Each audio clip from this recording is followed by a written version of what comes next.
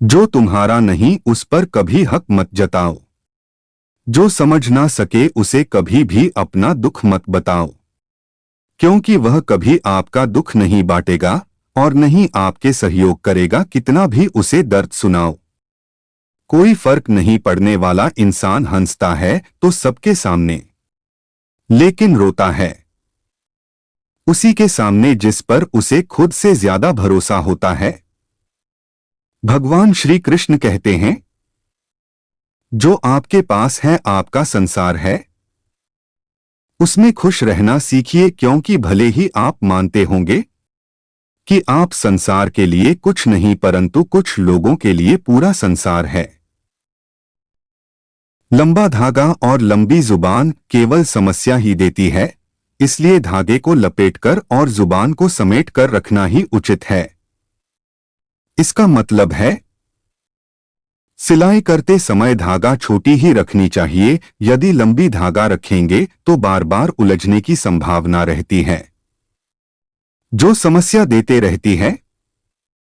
ज्यादा जुबान नहीं चलानी चाहिए जो अनुचित हो, यह भी समस्या देती है। श्री कृष्ण कहते हैं, किसी के साथ गलत करके अपनी बारी का इंतजार जरूर करना, क्योंकि समय के पास हर किसी के कर्मों का हिसाब है। अहंकार में डूबे इंसान को ना तो अपनी गलतियां दिखाई देती है, नहीं दूसरे की अच्छी बात सुनाई देती है। विचार एक शुद्ध जल की तरह है, इसमें गंदगी मिला दो तो नाला बन जाती है, और इसमें सुगंध मिला दो तो गंगाजल बन जाती है।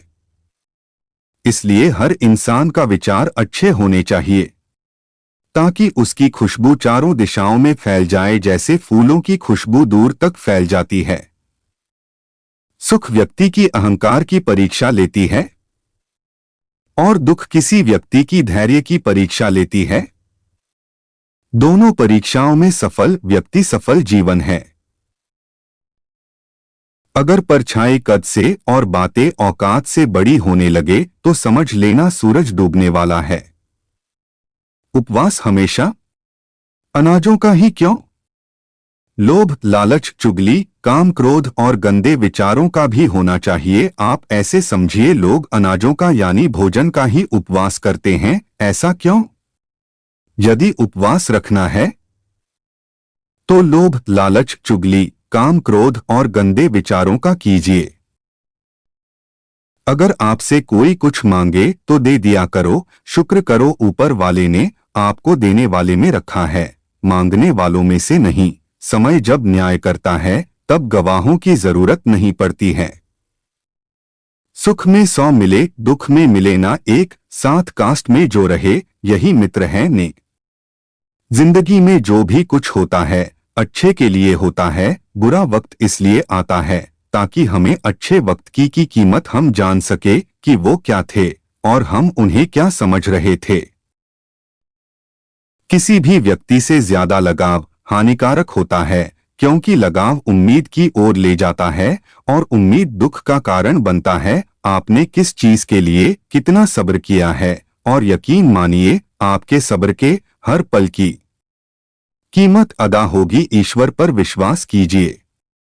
श्री कृष्ण ने कहा है, जो लोग तुम्हारी बुराई करते हैं करेंगे, चाहे तुम अच्छा करो या बुरा, इसलिए शांत रहकर अपना कर्म करते रहो। निंदा से मत घबराओ, निंदा उसी की होती है जो जिंदा है, मरने के बाद तो सिर्फ तारीफ ही होती है।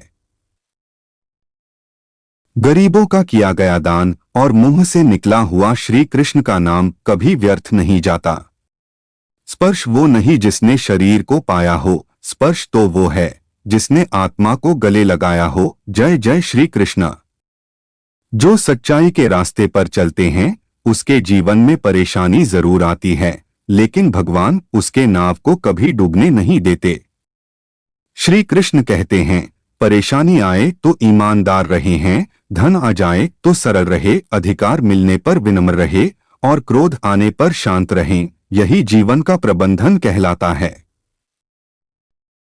उदय किसी का भी अचानक नहीं होता, सूरज भी धीरे धीरे निकलता है और ऊपर उठता जाता है। धैर्य और तपस्या जिसमें है वही संसार को प्रकाशित कर सकता है। जीवन में प्रसन्न व्यक्ति वही है जो स्वयं का मूल्यांकन करता है, दुखी व्यक्ति वह है जो सिर्फ दूसरों का मूल्यांकन करता है। सरल व्यक्ति के साथ किया गया छल आपकी बर्बादी का सभी रास्ते खोल देता है, चाहे आप कितने भी बड़े तरंज के खिलाड़ी क्यों ना हो। एक सपने को टूटकर चकनाचूर हो जाने के बाद दूसरा सपना देखने के हौसले को जिंदगी कहते हैं। दोस्तों, ज्ञानवर्धक वीडियो देखने के बाद कुछ भी ज्ञान हासिल करते हैं तो सब्सक्राइब जरूर करें। अब वीडियो पर विराम देता हूं। माता रानी से कामना करता हूं कि आप लोग अच्छे से हो। धन्यवाद।